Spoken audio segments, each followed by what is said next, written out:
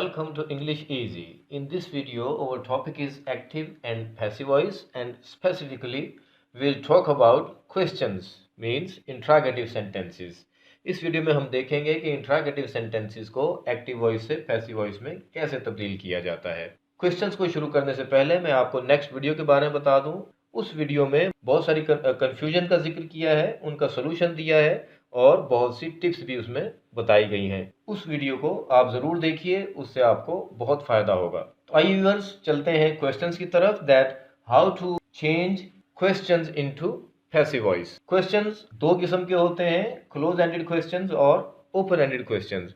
याद रखिए कि एक्टिव वॉइस से पैसिव वॉइस में जाते वक्त क्वेश्चन ही रहना चाहिए। क्वेश्चन ही रहता है और वो तमाम उसूल जो पिछली वीडियोस में आप पढ़ चुके हैं, आप सीख चुके हैं, वो तमाम उसूल उसी तरह अप्लाई होंगे।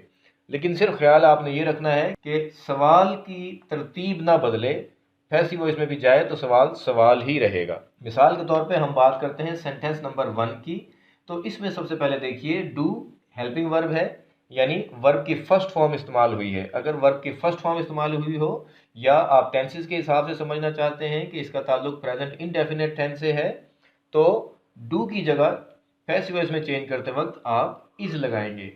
We are talking about sentence number 1।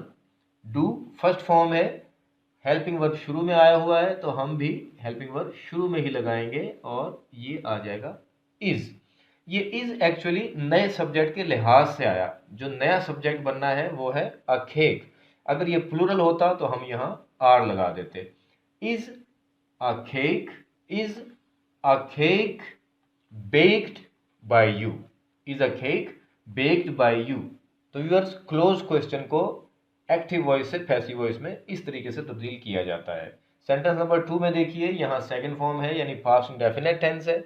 जब पास्ट इंडेफिनिट टेंस है या सेकंड फॉर्म है तो हमने पढ़ा था कि सेकंड फॉर्म हो तो हेल्पिंग वर्ब के तौर पे वॉज या वर इस्तेमाल करते हैं। तो डिड सेकंड फॉर्म है, या टेंस के हिसाब से देखिए पास्ट इंडेफिनिट टेंस है, तो यहाँ डिड की बजाय नए सब्जेक्ट के लिहाज से वॉज या वर आ जाएगा। क्योंकि द बेल सिंगुलर है, इसलिए हम यहाँ पे वॉज लगा देंगे। तो ये सेंटेंस हो जाएगा, वॉज द बेल रंग बाय हर।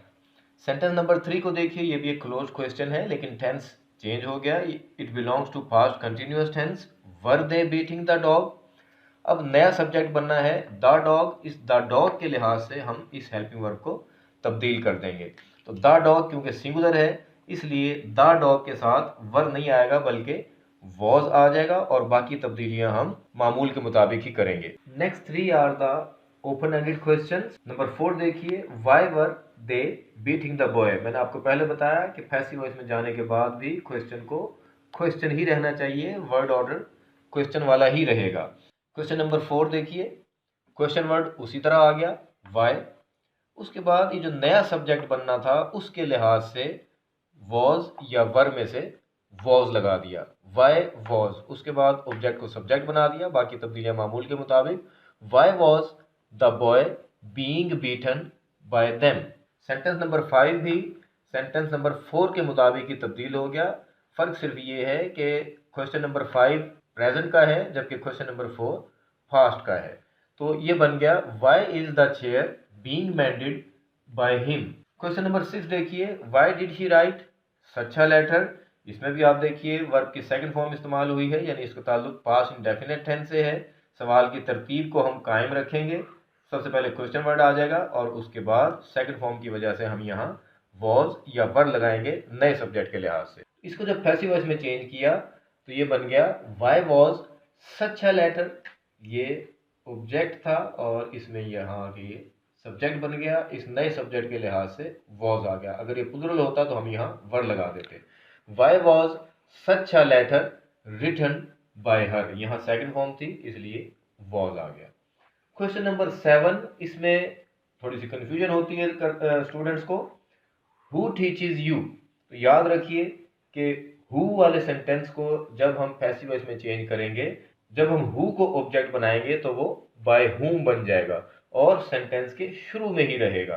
हु वाले क्वेश्चंस को हम दो तरीकों से पैसिव वॉइस में तब्दील कर सकते हैं। एक तरीका तो वही है जिससे हम सादा फिक्रों को एक्टिव से पैसिव वॉइस में तब्दील करते हैं, यानी वही 5 स्टेप्स। ऑब्जेक्ट को सब्जेक्ट बनाएं, नए सब्जेक्ट के लिहाज से हेल्पिंग वर्ब लगाएं, वर्ब की हमेशा थर्ड फॉर्म लगाएं, थर्ड फॉर्म के बाद बाय और सब्जेक्ट को ऑब्जेक्ट बना दें। तो याद रखिए कि जब हम हु को ऑब्जेक्ट बनाएंगे तो वो हु की ऑब्जेक्टिव स्टेट हुम होगी। तो इस सेंटेंस को अगर हम सादा तरीके से चेंज करें तो वो सेंटेंस कुछ इस तरह से होगा, you are thought by whom. You हमने ऑब्जेक्ट को सब्जेक्ट बनाया, यू प्लूरल है, उसके साथ हमने आर लगाया, वर्ब की थर्ड फॉर्म लगाई, बाय लगाया और हु की ऑब्जेक्टिव स्टेट हुम लगा दी। और दूसरा तरीका ये है कि हम शुरू में ही बाय हुम लगा दें, by whom are you thought. इसी तरह क्वेश्चन नंबर 8 देखिए, हु हैज हेल्प्ड हर। इसे भी हम दो तरीकों से तब्दील कर सकते हैं, एक वही आम तरीका और दूसरा शुरू में ही बाय लगाकर। By whom has she been helped, ये इस तरह भी ठीक है, या फिर she has been helped by whom. जो तरीका भी आपको आसान लगे उसको अडॉप्ट कीजिए और प्रैक्टिस कीजिए। नेक्स्ट वीडियो का वेट कीजिए, उसमें हम बहुत सी टिप्स देंगे, बहुत सी कन्फ्यूजन आपकी दूर होंगी और उन तमाम कन्फ्यूजन का सोल्यूशन भी उसमें मौजूद होगा। हमारे चैनल को सब्सक्राइब करना ना भूलिए, वीडियो को लाइक और शेयर ज़रूर कीजिए। Thank you very much.